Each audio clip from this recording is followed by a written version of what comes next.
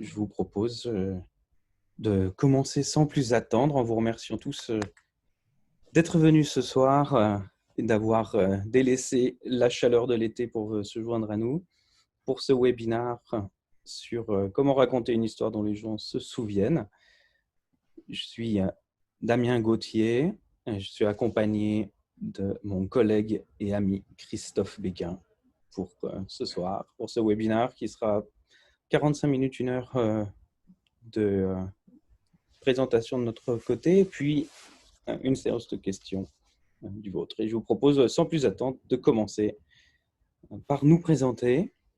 Donc, je vous disais, je suis Damien Gauthier, je suis le curateur et un coach de speaker pour TEDx Lausanne, mais dans mon day job, je suis directeur de l'expérience utilisateur pour une agence web et j'étais avant un comédien, metteur en scène de théâtre professionnel pendant une dizaine d'années avant de rejoindre TEDx Lausanne en tant que speaker coach, puis maintenant à la curation et à la coprésidence avec Bénédicte Maupin.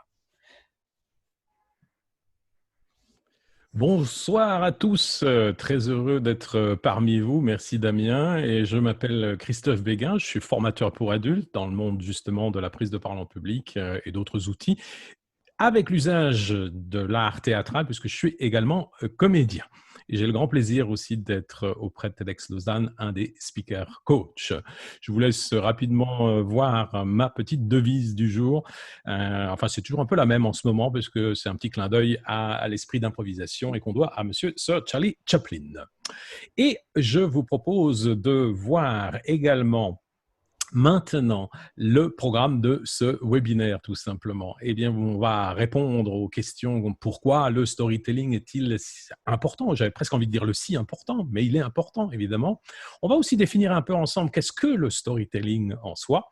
Comment raconter des histoires dont les gens se souviennent? Je crois que c'est un peu le but aussi de votre présence ici. Vous avez envie d'en savoir plus. Et quelques tactiques qu'on va vous proposer pour raconter des histoires dans différents contextes. On donnera également des exemples et on laissera une large place aux questions-réponses. Les questions, vous pouvez aussi en poser dans le cadre du chat, évidemment. Et ce soir, on a la joie aussi d'avoir Laura Rio, qui est une de nos collègues, qui est aussi speaker coach, qui va faire le chat management pour nous. Donc, n'hésitez pas, s'il y a déjà quelque chose qui intervient dans le chat, vous pouvez y mettre vos questions. Voilà pour le programme.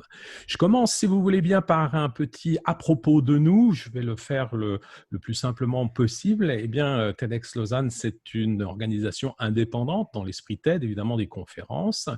Vous avez entendu Damien dire qu'il était curateur. C'est lui le patron de la licence. On peut dire, on ose le mot licence dans le cadre de TEDx Lausanne, puisque nous sommes indépendants, mais sous le couvert, évidemment, de tout ce qui touche les conférences TED. Alors, peut-être, qu'est-ce qu'on fait? Parce qu'on a plusieurs événements annuels, nous. Ben, je vais commencer aussi par cette année qui est normalement notre 10e anniversaire à TEDx Lausanne.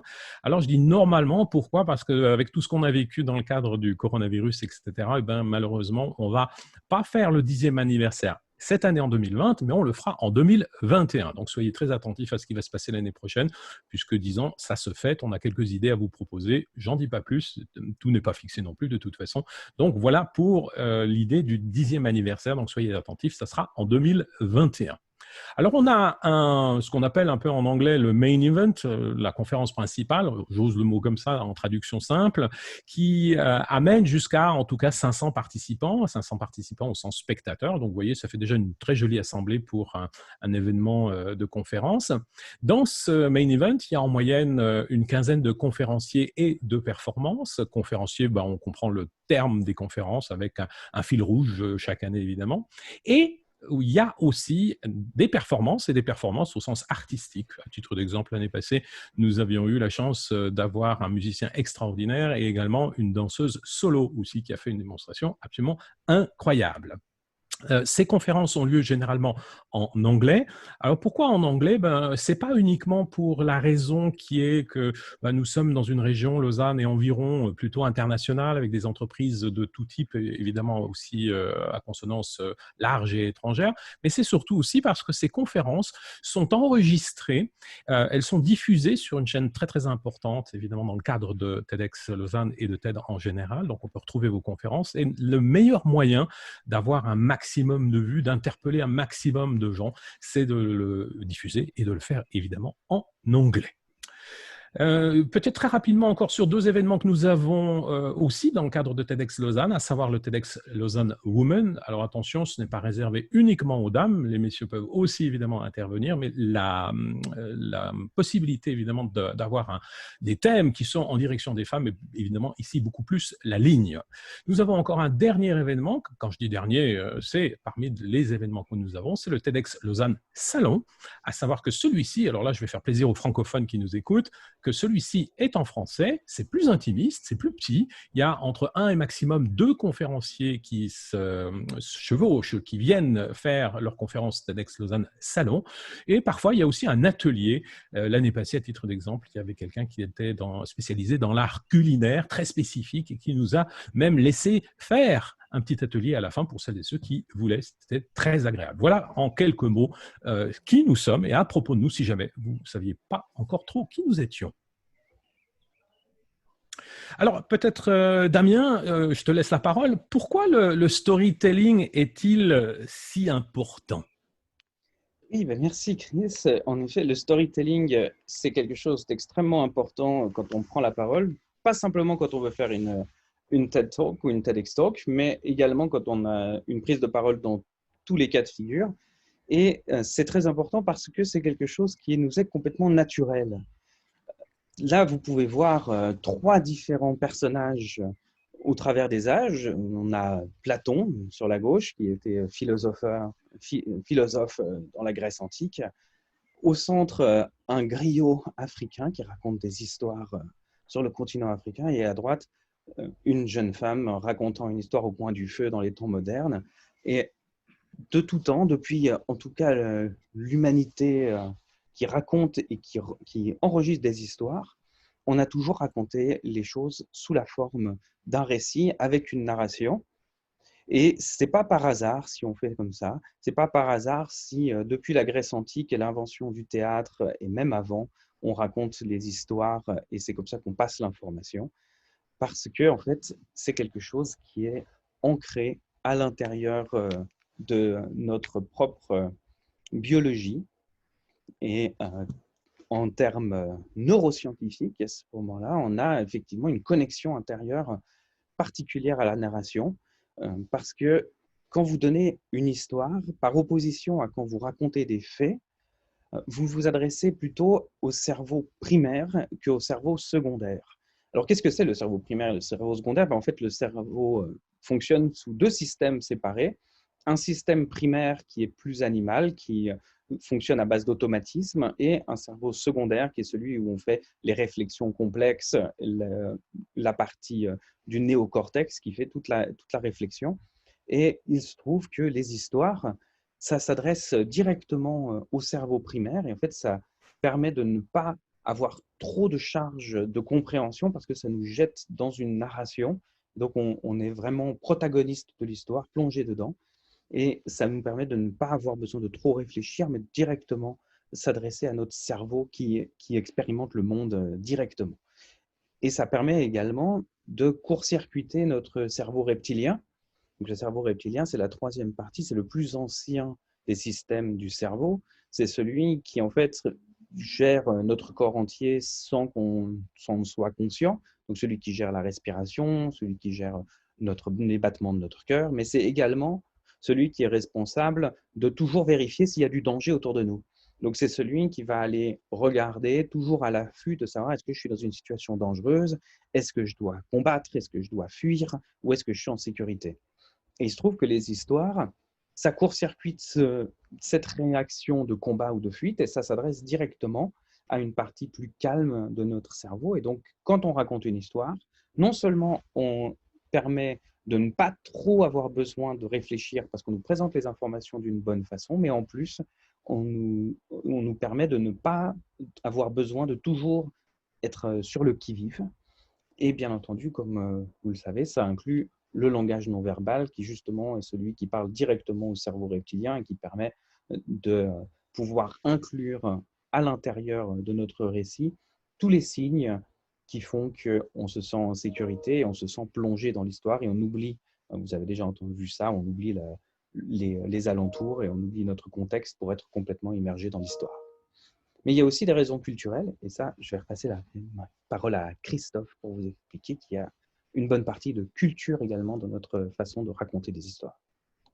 Exactement. Et dans la partie culturelle, comme vient de le proposer, on va le voir ensemble, eh bien, il y a une façon assez ancestrale de transmettre les informations de survie finalement au groupe. Alors, on a vu tout à l'heure le griot africain, à titre d'exemple, qui va transmettre, bien sûr, les coutumes, les idées, les histoires, les anciennetés, la famille, etc., etc. Et surtout aussi, justement, dans un groupe, de pouvoir transmettre autant une information, j'ai envie de dire, personnelle, familiale, que sur justement la survie du groupe, les coutumes et tous ces éléments-là. Donc, il y a ce côté très ancestral et on retrouve encore aujourd'hui énormément de populations qui ont cette tradition encore assez ancrée, qui est cette culture notamment orale.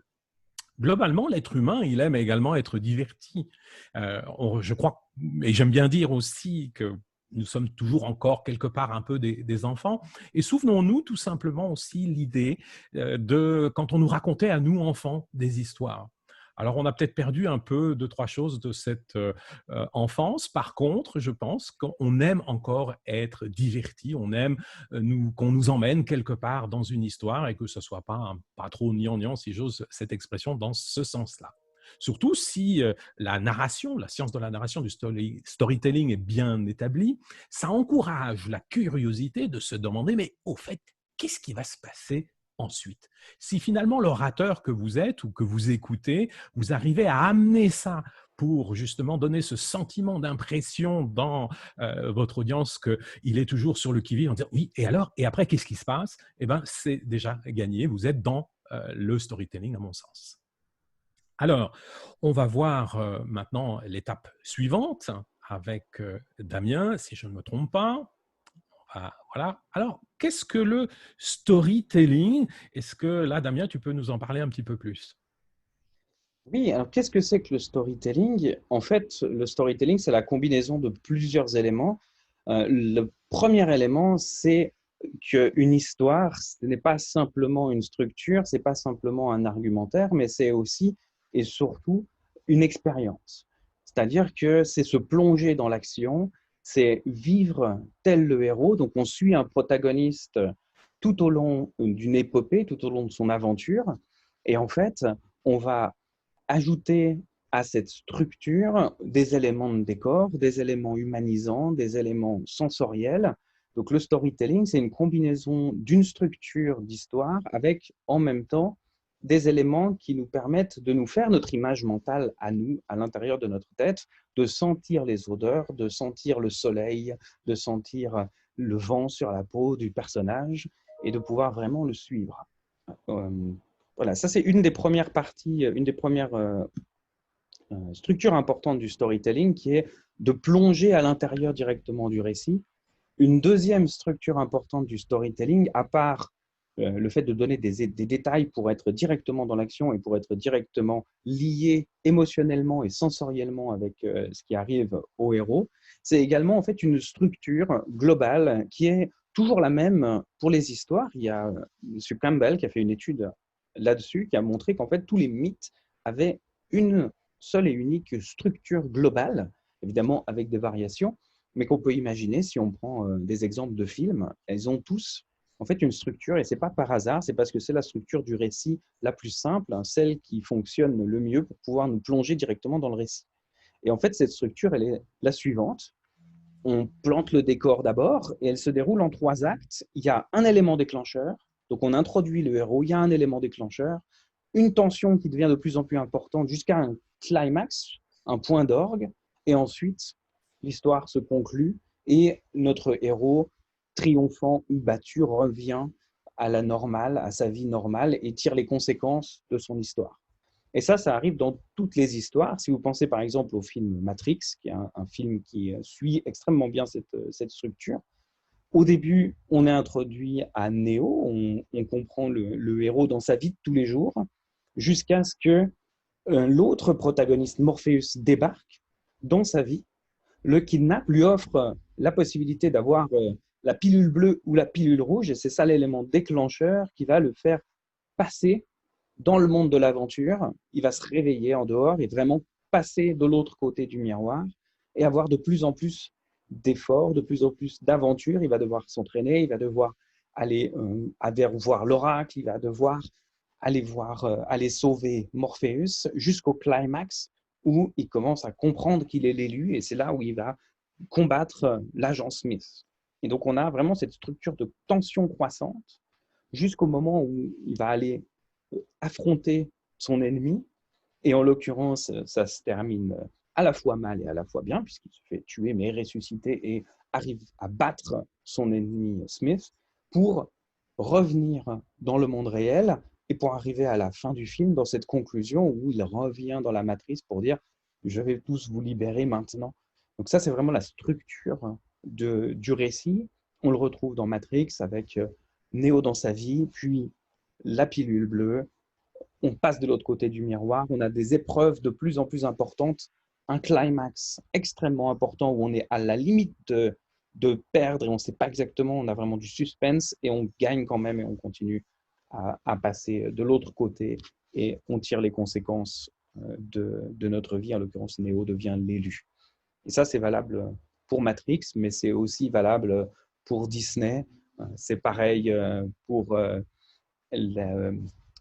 La Belle au Bois dormant, pour Blanche-Neige, pour Cendrillon, c'est pareil, on la voit au début dans sa famille, puis elle va au bal, elle rencontre la marraine, elle va au bal, elle perd sa pantoufle, on retrouve sa pantoufle et elle devient, elle devient happily ever after, elle devient complètement, elle a une vie parfaite après dans le château. Et donc, toutes les histoires sont conçues comme ça. Donc, si on utilise cette structure, ça nous permet d'avoir une structure narrative avec une introduction, un élément déclencheur, quelques péripéties, un élément important et une conclusion. Et on va retrouver cette structure également dans des moments qui ne sont pas des récits, mais c'est une structure qu'on peut utiliser pour utiliser le récit, même dans des moments qui ne sont pas dédiés à la narration. Merci Damien pour cette belle introduction à cet art particulier qui est la narration et la structure. On a vu ce graphique avec ces étapes. Alors moi, je vais ici introduire ce que n'est pas finalement le storytelling. Alors c'est à la fois des petits trucs et astuces, mais aussi des éléments pour bien déterminer, ah ben oui, ça c'est du storytelling, puis ça n'en est pas. Alors, la première chose qu'on a envie de partager avec vous, c'est cette notion de perdre du temps avant d'arriver au point principal. Très vite, vous allez voir, on le verra tout à l'heure dans un des prochains slides, il va falloir arriver très vite au point principal. Si vous avez un orateur qui parle très longtemps, qui donne énormément d'explications, mais dont on n'est pas tout à fait certain de comprendre où est-ce qu'il veut nous emmener, là déjà, on n'est plus dans le storytelling. Il s'agit vraiment de planter un décor très rapidement et d'arriver à ce point central très très vite. Sinon, ce n'est pas du storytelling. Ce qui n'est pas non plus du storytelling, ça serait la situation où un orateur rend sa pensée très difficile à suivre. Là aussi, il part dans des explications peut-être techniques, avec un jargon, etc., etc. N'oubliez pas, votre audience, elle n'a pas forcément toujours les mêmes références que les vôtres, elle ne vient peut-être pas forcément toujours du même métier, du même contexte, etc.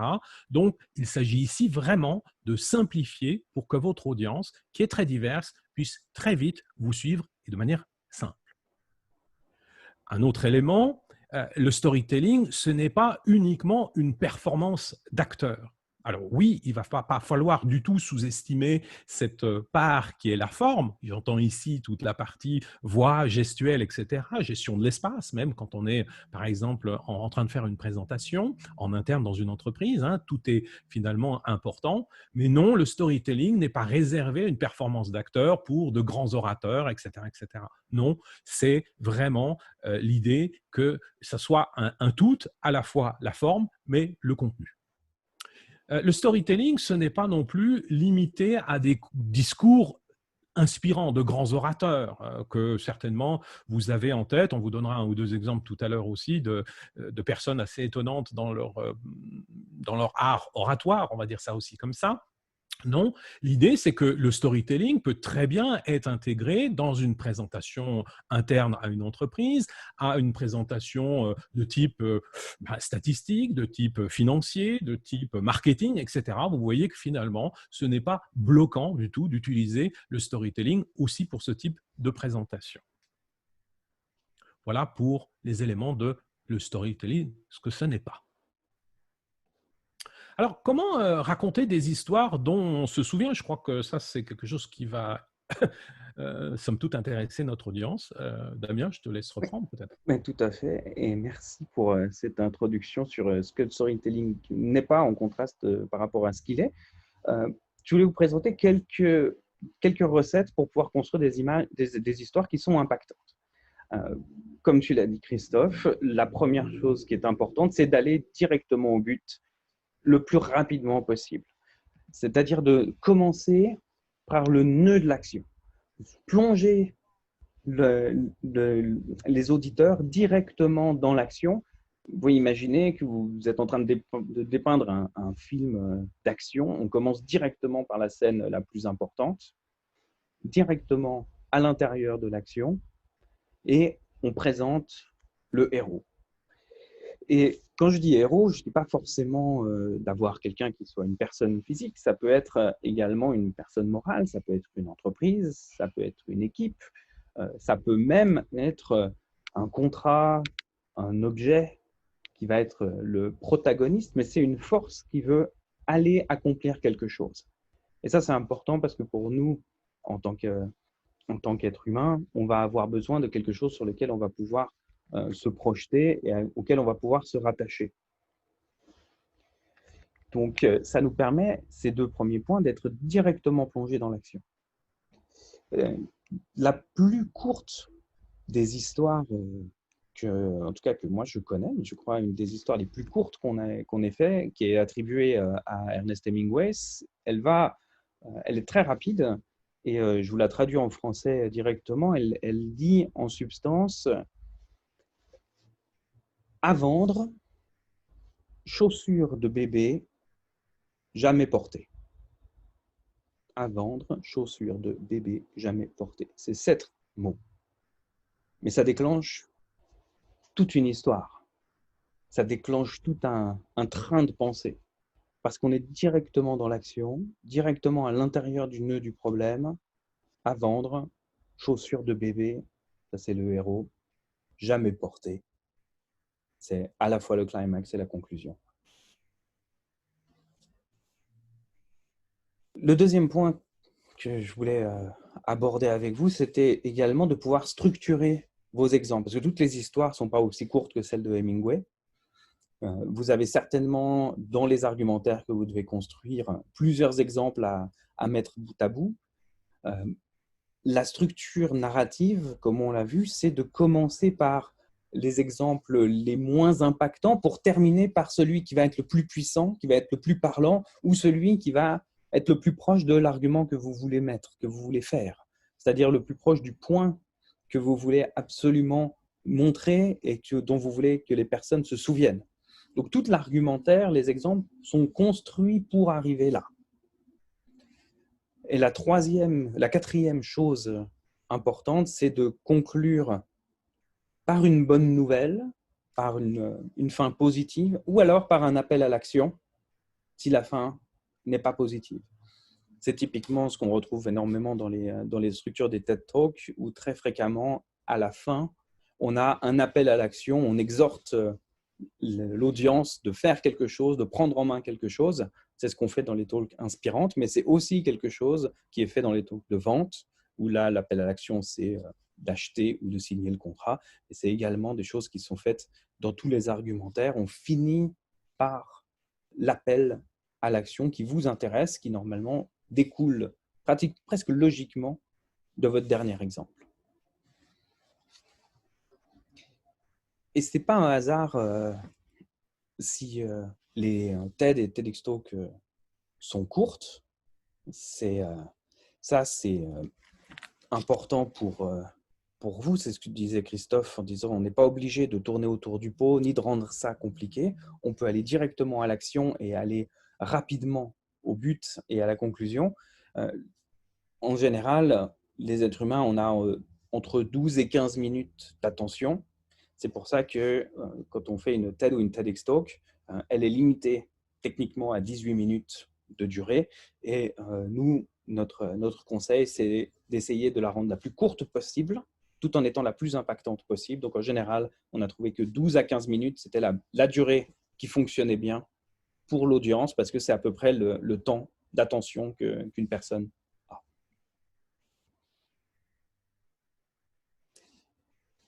Et Christophe voulait vous parler de quelques tactiques pour raconter des histoires dans tous les contextes, pas seulement quand il s'agit de raconter l'histoire d'un héros. Et il y a 3 points importants pour cela. Exactement. Et on va retrouver 2-3 éléments quand même de ce que vient de nous proposer Damien. Et ça, c'est pas inintéressant. 3 étapes pour une histoire convaincante. Alors, en point 1, sur votre gauche, vous pouvez voir le titre « Commencer fort ». Oui, trouver vraiment tout de suite ce qui va être surprenant, ce qui va accrocher finalement votre audience. Je vais parler dans un instant 2 mots de plus sur cette notion d'accrocher votre audience. Mais dans la préparation, cherchez vraiment qu'est-ce qui est pour votre audience le point central, le point précis que vous voulez mettre en avant et vous allez évidemment le délivrer puisque vous allez commencer très fort avec ça. Alors, accrocher votre audience, c'est en lien avec ce que je viens de dire. Moi, j'appelle ça, notamment quand je donne des cours sur les techniques de prise de parole en public, cette notion d'accroche. Et le type d'accroche, il en existe une multitude. Une multitude. Peut-être qu'on aura l'occasion d'échanger ça dans la partie questions-réponses tout à l'heure si ça vous intéresse. Il en existe une multitude et pour lequel vous pouvez justement choisir celle qui vous convient et celle qui convient aussi à votre présentation, à votre conférence, etc. etc. Donc, attraper votre audience pour qu'elle soit attentive.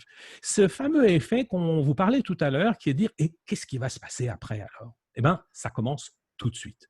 Et vous voyez qu'en termes de temps, c'est vraiment très limité puisque c'est dans les premières 15 secondes. Vraiment, ça va très, très vite. Ça, c'est le point 1. Point 2, c'est augmenter l'attention. Tout à l'heure, Damien vous a présenté ce fameux moment où on arrive en direction du climax, vraiment. Il vient de vous parler du séquençage de vos arguments. Je ne vais pas revenir dessus, c'était très précis. Là, donc, séquencez évidemment vos arguments. Et puis, montez en tension. Vraiment, intensifiez-le. Faites monter la mayonnaise, vraiment. C'est une expression un peu française comme ça, mais vraiment, j'ai envie de dire, faites monter ça. Et utiliser le principe de la règle 2-3. Alors, on va appliquer ce qu'on préconise. En l'occurrence, le graphique, vous voyez, c'est 1, 2, 3.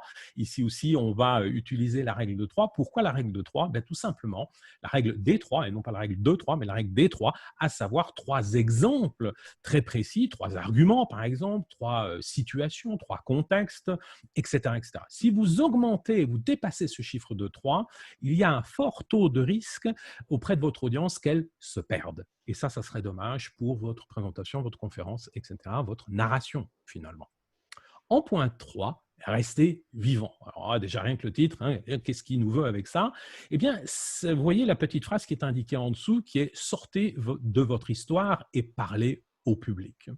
Il faut vraiment ici faire la nuance entre un orateur qui va balancer de manière presque, allez, j'ose cette référence, académique, son histoire, sa présentation de manière académique.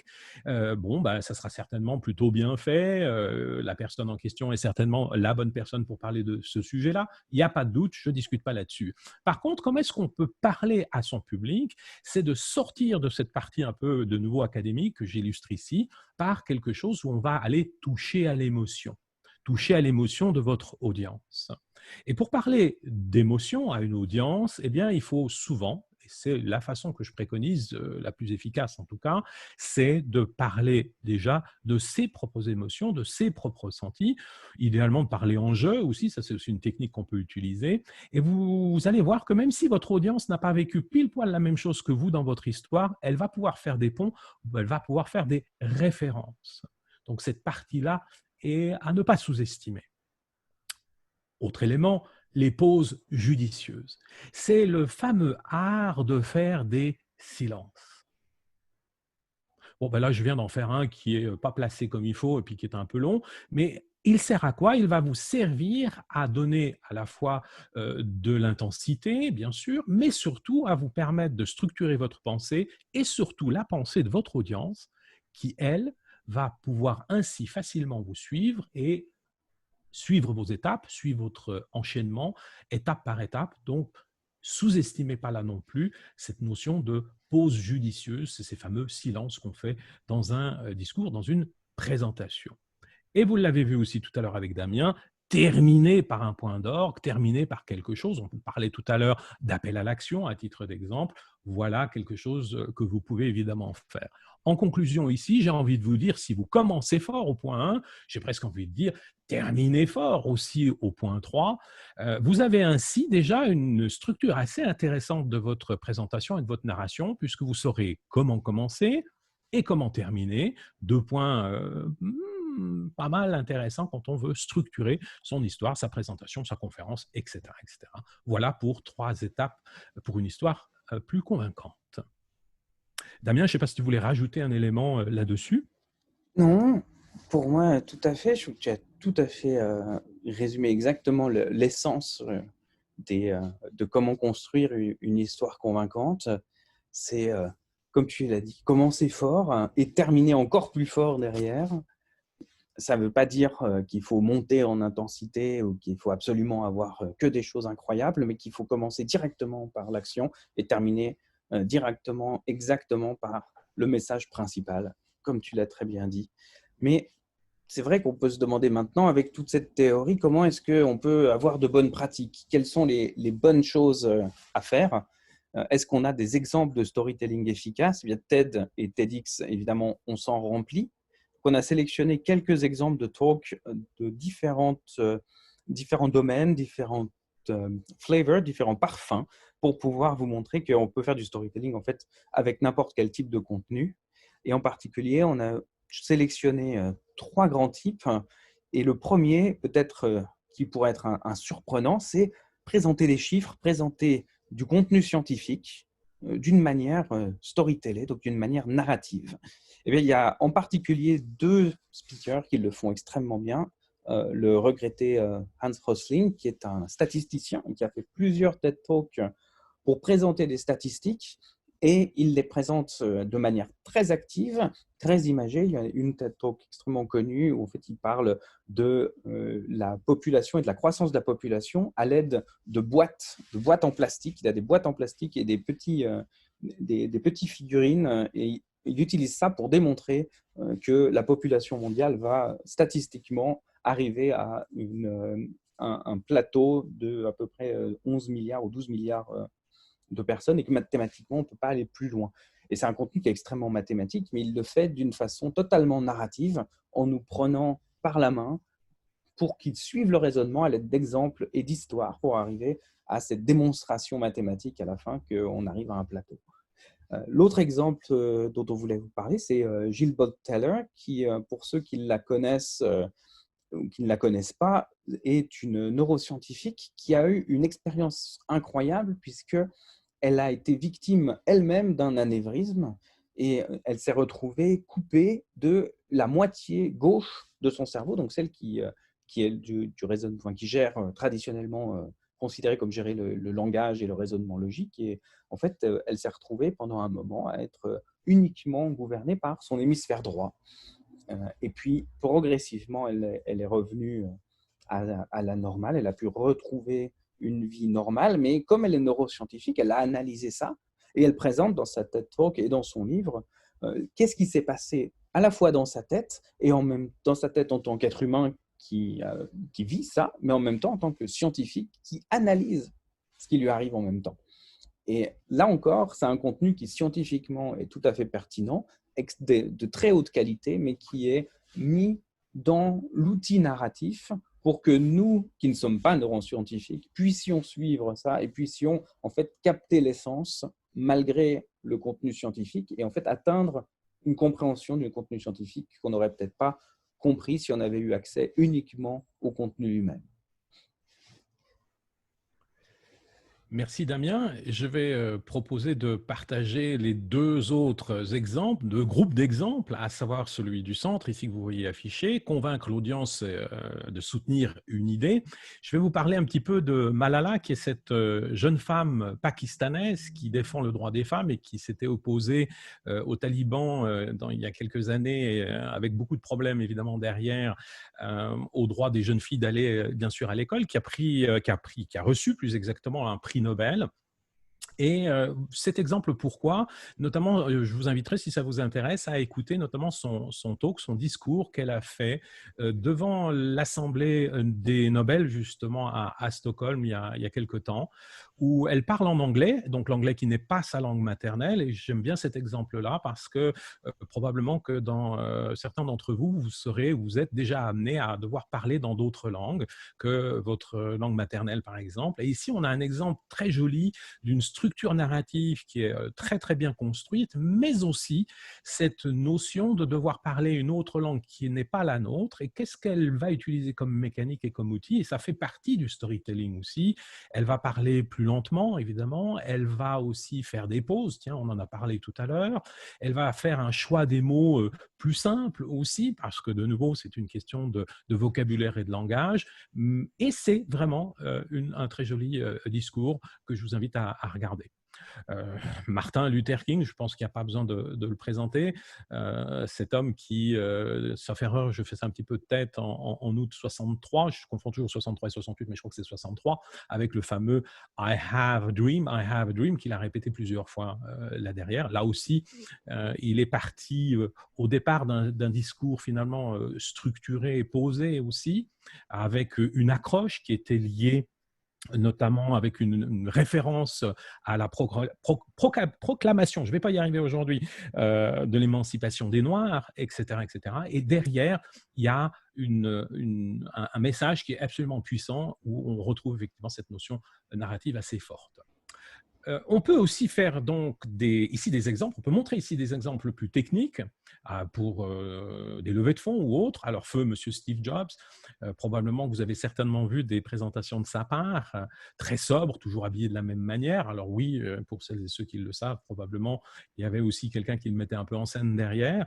Par contre, ce que je trouve très intéressant ici, c'est tout ce qu'il va utiliser comme mécanique, notamment en termes de visuel. Il va utiliser beaucoup une image, un logo ou ce genre de choses-là. Donc ça fait partie de l'histoire narrative, mais surtout, dans la partie narrative, il va beaucoup plus utiliser ce que j'appelle le pourquoi, hein, et non pas le produit. Alors, on connaît évidemment les produits de cette compagnie, et si vous écoutez attentivement les présentations qu'il fait, il est beaucoup plus dans le pourquoi il a développé tel ou tel produit que dans le qu'est-ce que c'est ce produit lui-même, tout simplement. Intéressant à écouter aussi, pourquoi pas, pour vous donner des exemples. Et le dernier, c'est Jacqueline Novogratz, qui, elle, est une femme américaine qui avait décidé, qui vient du monde de la finance et qui a décidé, il y a quelques années, de partir en Afrique s'établir, notamment pour faire de la microfinance et ce genre de choses-là. Et elle raconte avec beaucoup de délices et beaucoup de subtilité tout ce qu'elle va vivre dans ce nouveau pays qui n'est pas le sien, évidemment, et qui, derrière, va lui arriver plein d'histoires, justement, en lien avec les gens et les coutumes et les traditions locales, etc., aussi à découvrir. Elle a fait plusieurs TED Talks, d'ailleurs, Jacqueline Novogratz. Merci beaucoup, Christophe, pour ça. Toutes ces talks sont disponibles sur TED.com, plusieurs pour certains de nos speakers, sauf Martin Luther King, évidemment, malheureusement, et Steve Jobs, qui, je crois, n'a jamais fait de TED Talk. Mais Martin King, Gilles Malala et Jacqueline Novogratz sont toutes disponibles sur TED.com. Tout à fait. Je rajouterais peut-être juste pour Steve Jobs, on trouve facilement des extraits de ses présentations, notamment une qu'il a fait il y a quelques années en étant revenu après une période de maladie. Il est revenu aux affaires et il fait une présentation qui va à la fin être justement sur le pourquoi de ses produits, bien sûr, mais il fait toute une intro assez forte sur sa condition de vie qu'il a eue pendant cette période de maladie. C'est devant les étudiants de l'université de Stanford et c'est assez émouvant ce qu'il dit. Alors même si c'est qu'en anglais, je vous propose d'aller écouter, c'est tout à fait chouette. Oui, tout à fait, le fameux Connecting the Dots, qui est très important, très profond également, et encore une fois, une image extrêmement simple. Et, en résumé, aujourd'hui, on vous a dit que le storytelling, c'est pas simplement pour des présentations inspirantes, comme on vient de le voir avec Christophe. Ça peut être aussi pour des présentations techniques, des présentations scientifiques. Donc, c'est pas simplement pour des histoires inspirantes, mais c'est un cadre. C'est un cadre qui est plus engageant qu'une liste d'arguments ou une liste de faits. C'est un cadre qui nous permet de nous projeter directement, de faire comme cet enfant et se plonger dans le livre, se plonger dans l'histoire pour pouvoir atteindre une meilleure compréhension et une meilleure mémorisation de votre contenu principal.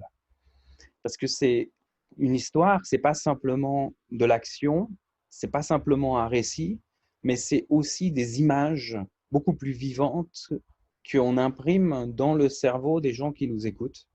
Et quand vous lisez un livre ou quand vous regardez un film ou quand vous entendez une histoire, il y a des images qui se font chez vous, qui se font dans notre inconscient et des fois des images visuelles qui viennent devant nos yeux et ça nous permet d'être engagés et ça permet de mieux retenir aussi le contenu principal. On voulait vous laisser avec quelque chose à aller regarder par vous-même pour aller plus loin, en plus des TED Talks et des talks qu'on a présentés en exemple, des choses pour aller regarder un peu plus, notamment des maîtres du storytelling, mais également des ouvrages pour vous guider là-dessus. Et Christophe avait sélectionné quelques TED Talks pour vous. Oui, tout à fait. Et il s'agit de ce que vous voyez sur la colonne de gauche, évidemment.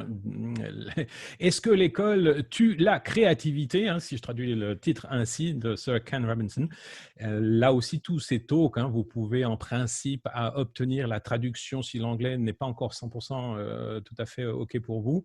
Vous pouvez avoir la traduction soulignée en dessous dans la présentation, donc pas de souci là-dessus. C'est vraiment très, très chouette à suivre. Notre monsieur Hans Rosling dont Damien a parlé. My Daughter Malala, tiens, on la retrouve. C'est ici le papa de Malala qui fait un TED Talk. Là aussi, c'est intéressant de voir les deux axes, à la fois la fille et le père. Et puis, The Clues to a Great Story, pardon, évidemment, c'est les techniques de Andrew Stanton sur l'art de bien raconter des grandes histoires, finalement. Et les livres proposés par Damien. Tout à fait. Donc, il y a aussi des TED Talks qui existent, qui ne sont pas vraiment des TED Talks, mais il y a du contenu vidéo pour ceux que ça intéresse, notamment de Chris Anderson, qui est le curateur de TED Global, au sujet de comment donner une talk et de comment construire une histoire. Mais on voulait vous présenter 4 ouvrages qui sont assez emblématiques. Le Joseph Campbell, auquel on a déjà fait référence, qui est un ouvrage plus théorique, plus académique, qui prouve par l'analyse de mythes dans toutes les cultures et dans toutes les époques du monde qu'en fait, il y a ce que M. Campbell appelle le monomythe, c'est-à-dire une structure universelle qu'on vous a présentée de manière plus simplifiée. Je sais que la structure de Campbell, elle a 12 étapes. Elle est sur un cercle, vous l'avez peut-être déjà vu cette imagerie-là. Ça, c'est la partie purement académique pour ceux qui voudraient se plonger vraiment dans l'étude, même l'étude originale qui a donné lieu à toute cette théorie sur le storytelling. Pour ceux qui s'intéressent un peu plus à des choses un petit peu plus vulgarisées, si je puis dire, il y a le guide du scénariste de Christophe Vogler, qui est en fait une version simplifiée, plus concrète peut-être, du héros aux mille et un visages. Donc on retrouve un contenu qui est quasiment le même dans le guide du scénariste, qui en anglais s'appelle Writer's Journey. Donc c'est un guide pour écrire des mythes. Et vous voyez, c'est la force de l'inspiration des mythes pour l'écriture cinématographique. Et en fait, ça s'inspire fortement des travaux de Campbell.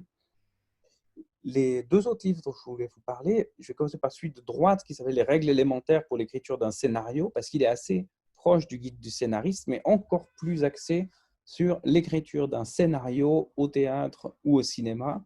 C'est un peu la Bible des scénaristes.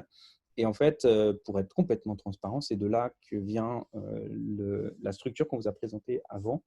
C'est une structure relativement simple pour pouvoir écrire, en l'occurrence des scénarios de films et des dialogues, mais également des structures narratives. Et le dernier ouvrage, on s'éloigne un petit peu du sujet pur de storytelling pour voir comment on peut appliquer le storytelling au marketing. Et c'est ces idées qui collent et pourquoi certaines idées survivent et d'autres meurent. Et en fait, la réponse de Chip Heath et de Dan Heath, c'est parce que les idées qui collent, ce sont celles qu'on a placées dans un cadre storytelling, dans un cadre narratif, pas simplement pour une histoire, pas forcément en racontant une histoire, mais en présentant un protagoniste, en humanisant l'idée. Donc, c'est un ouvrage qui vous permettra aussi de pouvoir voir comment on peut appliquer les théories et les points qu'on a présentés aujourd'hui dans un contexte qui, là, est vraiment un contexte de marketing ou de présentation commerciale. Donc, il y a des exemples ici très pratiques, très intéressants pour ceux qui voudraient appliquer ces théories dans leur quotidien, surtout au travail. Alors peut-être juste un tout petit mot sur Joseph Campbell. Peut-être certains le connaissent déjà. Pour ceux qui auraient envie de se plonger là-dedans, si vous le faites, il y a un avantage et un désavantage, puisque je peux en parler pour l'avoir fait et beaucoup travaillé autour de son principe, justement le voyage du héros aussi qu'il propose.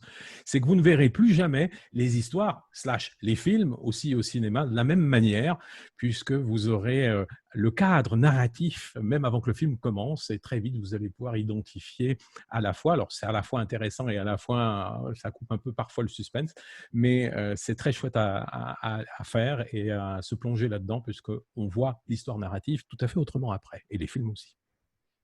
Tout à fait. C'est vrai que on vous présente tout ça, mais la connaissance est à vos propres risques et périls. Vous ne pouvez plus ne pas connaître quelque chose que vous avez connu. Voilà. Merci beaucoup. Ceci conclut en fait la partie préparée de ce webinaire. On vous propose d'allumer votre caméra. Normalement, il faut qu'on vous donne aussi qu'on vous laisse la possibilité de le faire, en tout cas d'allumer votre micro et puis de pouvoir vous exprimer soit par le chat, soit en posant une question directement.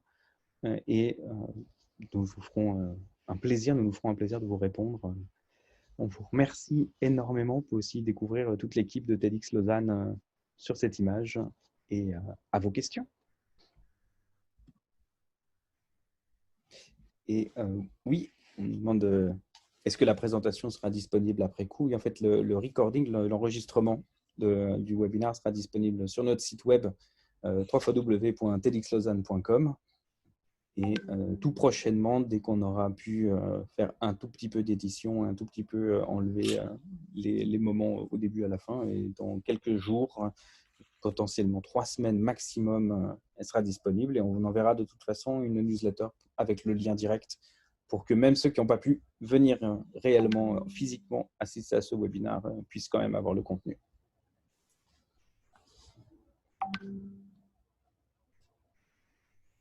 Alors, n'hésitez pas, effectivement, comme l'a dit Damien tout à l'heure, à intervenir, poser vos questions.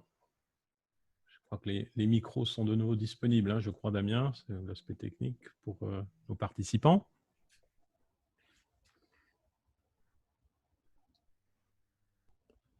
Voilà, vous pouvez ouvrir le micro et poser vos questions comme vous voulez.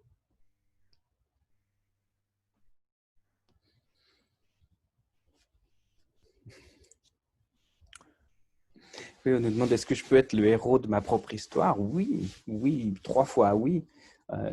C'est à la fois plus simple et plus compliqué. Plus simple parce que vous savez pertinemment exactement ce qui s'est passé.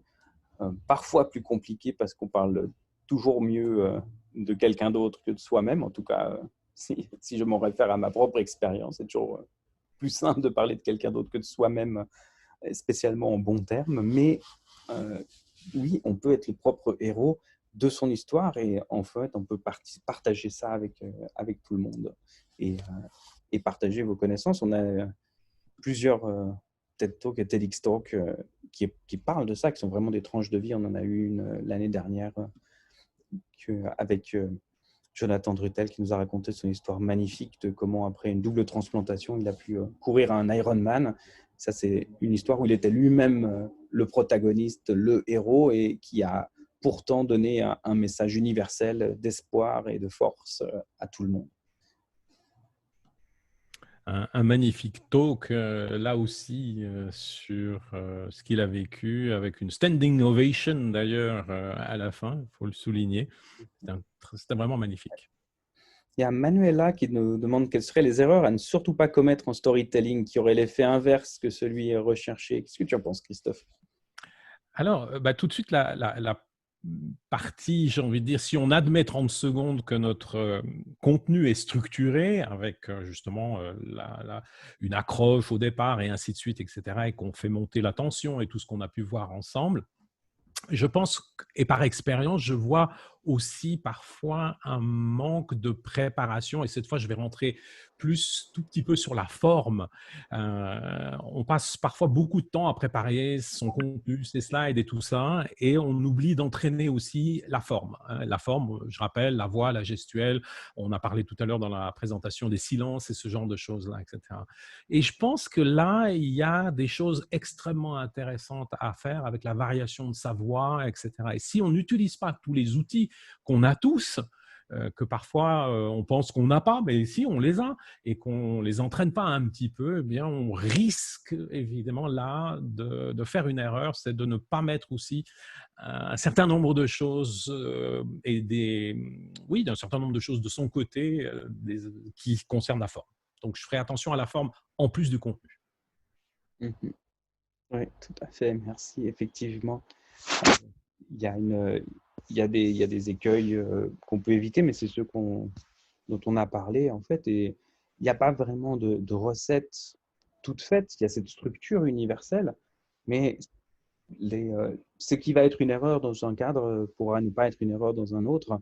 Et ça dépend de l'effet que vous voulez faire, effectivement. Et ça, quelque part, la meilleure façon de le faire, c'est soit d'en avoir eu l'expérience ailleurs, soit de faire l'expérience et d'essayer avec un autre public. Par exemple, si vous avez un effet particulier que vous voulez essayer de faire, d'essayer avec un public test, comme on fait des screenings et des présentations test de films pour être sûr que l'audience le reçoit de la bonne façon. Vous pouvez aussi faire un test de votre talk avec des gens pour voir si ça produit l'effet que vous avez envie que ça produise. Et il y a Nathalie qui nous demande est-ce qu'il y a des variations pour le storytelling à l'écrit, puisqu'on parlait beaucoup du verbal, c'est vrai. Et est-ce qu'il faut planter le décor rapidement, même à l'écrit? Sur ça, moi, je peux vous dire, et Christophe aura certainement également des choses à raconter là-dessus, c'est un des meilleurs entrées en matière de roman que moi, personnellement, j'ai jamais lu, c'est le début d'un livre, d'une épopée en fait, de Stephen King qui commençait par l'homme en noir fuyait dans le désert et la nuit le poursuivait. Et là, on est vraiment complètement dans l'action, donc on démarre directement dans l'action. Donc, il n'y a pas vraiment de différence, à mon avis, entre la partie écrite et la partie orale, si ce n'est qu'à l'écrit, vous avez effectivement un peu plus de temps pour mettre le contexte, mais vous avez aussi plus de liberté pour pouvoir commencer quelque chose et faire une ellipse pour revenir en arrière et présenter le contexte après avoir lancé une accroche forte. J'adhère complètement à ce que dit Damien. D'ailleurs, dans ses propos, on entend l'exemple qu'il vient de vous donner, c'est une vraie accroche. Et là, vraiment, on a le point de départ. On a envie de se dire tout de suite, mais et après, qu'est-ce qui se passe? De nouveau, vous voyez, on le retrouve. Il y a Nat qui nous demande si on peut solliciter le public en lui posant des questions, par exemple, ou est-ce que c'est risqué d'interagir? Ça, c'est une excellente question. Je pense qu'il faut différencier quel type de présentation vous allez faire, de conférence, présentation. Je vais utiliser le mot présentation, mais mettez-y tous les termes que vous voulez là derrière, conférence, speech, etc., etc. Ça dépend le type. Dans le cadre des TEDx Lausanne, on invite à pouvoir le faire, oui, dans des conditions un peu limitées, assez strictes. Si maintenant je me réfère plus à la notion du monde de l'entreprise, peut-être à laquelle vous appartenez, que vous fassiez une présentation, une conférence, etc., toujours en interne, oui, c'est un des moyens que vous pouvez utiliser. Alors attention, si vous utilisez la question, la technique de question dès le départ, dans la fameuse partie qu'on appelle l'accroche, dans les premières secondes, j'invite souvent les personnes que je coach à faire attention que ce soit presque une question dite rhétorique, à savoir que c'est une question pour laquelle vous n'attendez pas de la part de l'audience que chacun s'exprime selon son point de vue ou son ressenti. Sinon, vous risquez de perdre le fil et beaucoup de temps dès le départ. Par contre, vous pouvez poser une question à laquelle cette question sera répondue durant votre présentation. Donc, c'est une manière indirecte de poser des questions. Après, ça dépend de la taille du groupe, il y a différentes choses, mais globalement, oui, les techniques de questionnement, ou ce que j'appelle aussi les techniques de vote à main levée pour interagir avec le public, sont très efficaces. Oui, il y a plein de règles, il y a plein de façons d'interagir. Effectivement, poser une question, c'est extrêmement pratique. Comme le dit Christophe, il faut que toutes les bases soient couvertes. C'est-à-dire que vous soyez, comme les magiciens, préparés à toutes les réponses possibles. Si vous demandez de lever la main, il faut être prêt à ce que personne ne lève la main ou alors que tout le monde lève la main. Donc, il faut avoir une réponse possible pour chaque cas de figure, mais c'est un moyen d'engager directement, surtout si la question permet de, de faire venir une image ou une situation commune qui va être un cadre ou un contrepoint à votre histoire.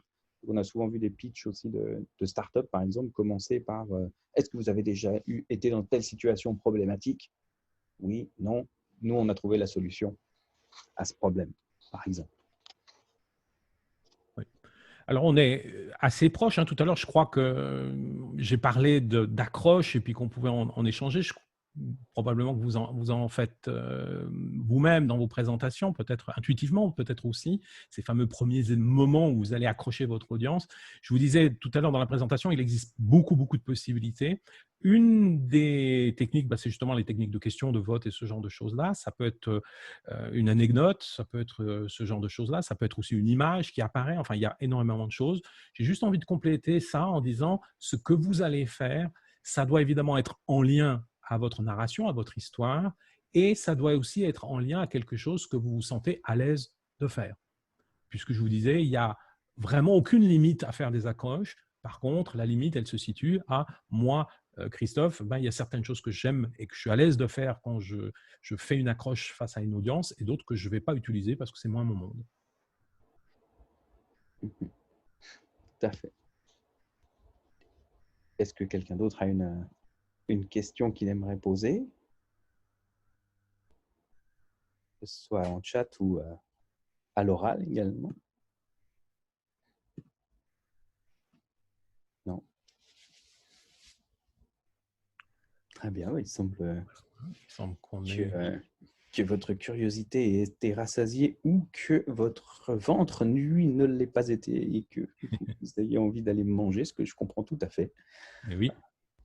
Eh bien, moi, je vous remercie énormément. Je propose, si personne n'a une question brûlante, de clore la session sur cela. Et je vous remercie tous d'avoir pris ce temps aujourd'hui pour venir nous écouter et j'espère que ça vous a été utile.